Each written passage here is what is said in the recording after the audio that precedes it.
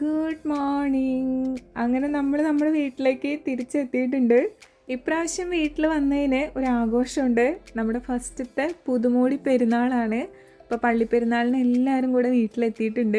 നമ്മുടെ രഞ്ജു സിസും അബിബ്രോയും മിസ്സിങ് ആണ് കേട്ടോ. അവരും കൂടി ഉണ്ടെങ്കിലായിരുന്നു ഒരു കംപ്ലീറ്റ് ഫ്രെയിം ആവുന്നത്. എന്നാലും വർക്ക് റിലേറ്റഡ് കുറച്ച് ബിസി ആയിപ്പോയി അവർ. വീട്ടിലായതുകൊണ്ട് തന്നെ ഞാൻ നേരത്തെ എഴുന്നേറ്റിട്ടുണ്ടായിരുന്നു. എന്നിട്ട് എനിക്ക് കുറേ കാര്യങ്ങൾ ചുറ്റി നടന്ന് കാണാനുണ്ടായിരുന്നു. ഞാൻ വിചാരിച്ചുകൊണ്ടിരുന്നത് നമ്മുടെ തക്കാളിയൊക്കെ പഴുത്ത് തുടുത്ത് നിൽക്കുമായിരിക്കുന്നതാണ്. പക്ഷെ അമ്മ പറഞ്ഞത് ഒന്ന് കളർ മാറി വന്നപ്പോഴേക്കും അത് കേട് വന്ന് പോവാണ്. അതുകൊണ്ട് അമ്മ ഒന്ന് കളർ മാറുമ്പോഴേക്കും പറിച്ചെടുത്തു. അതുകൊണ്ട് എനിക്ക് പറിക്കാൻ ഒന്നും ഉണ്ടായിരുന്നില്ല കേട്ടോ. പിന്നെ കുറച്ചെണ്ണൊക്കെ ഉണ്ടായി നിൽക്കണ കണ്ടപ്പോൾ ഒരു സമാധാനം. അങ്ങനെ രാവിലെ ഞങ്ങൾ എല്ലാവരും കൂടെ ചായ കുടിച്ചിരിക്കുവാണ്. നേരത്തെ എഴുന്നേറ്റ ആൾക്കാരാണ് ഇത്രയും പേര്. ബാക്കിയുള്ളവർ എഴുന്നേറ്റ് വരുന്നേ ഉള്ളൂ കേട്ടോ. നമ്മുടെ ഇടവക പള്ളിയിലെ അമ്പ് പെരുന്നാളാണ്. അപ്പം നമുക്ക് എന്തായാലും പിണ്ടിയൊക്കെ കുത്തണമല്ലോ. സോ രാത്രി തന്നെ നമ്മളെല്ലാവരും കൂടെ ആ പിണ്ടിയൊക്കെ കുത്തിയിട്ടുണ്ടായിരുന്നു.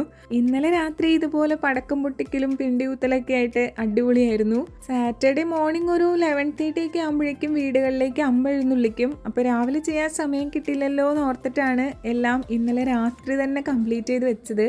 പിന്നെ ഇന്നത്തെ ദിവസത്തെ പ്രത്യേകത ഇന്ന് വാലന്റൈൻസ് ഡേ കൂടിയാണല്ലോ.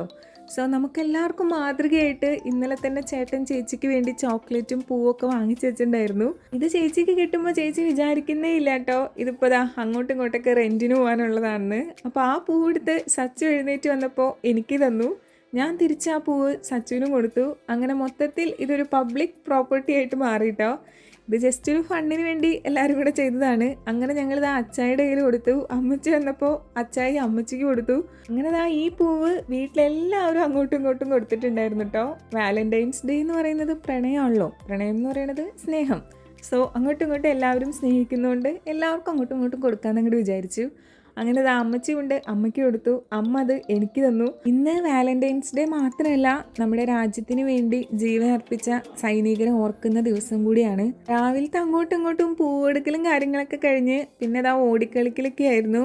മൊത്തത്തിൽ ഒരു ആഘോഷം തന്നെയായിരുന്നു കേട്ടോ രാവിലെ സമയം. നമ്മുടെ സച്ചു ഒരു സ്പോർട്സ്മാൻ ആയതുകൊണ്ട് തന്നെ ഇങ്ങനെ ഓടിക്കളിക്കുക എന്നുള്ളതാണ് ആളുടെ ലൈഫിൽ ഏറ്റവും ഇഷ്ടപ്പെട്ടൊരു കാര്യം. ഇങ്ങനെയാകുമ്പോൾ പിള്ളേർക്ക് സന്തോഷം, ആൾക്കും സന്തോഷം. അപ്പോൾ എൻ്റെ ഇന്നത്തെ മോർണിംഗ് ഇങ്ങനെയൊക്കെ ആയിരുന്നു. നിങ്ങളുടെ വിശേഷങ്ങൾ എന്തൊക്കെയാണെന്ന് പറയണേ. അപ്പോൾ എല്ലാവർക്കും ഹാവ് എ നൈസ് ഡേ.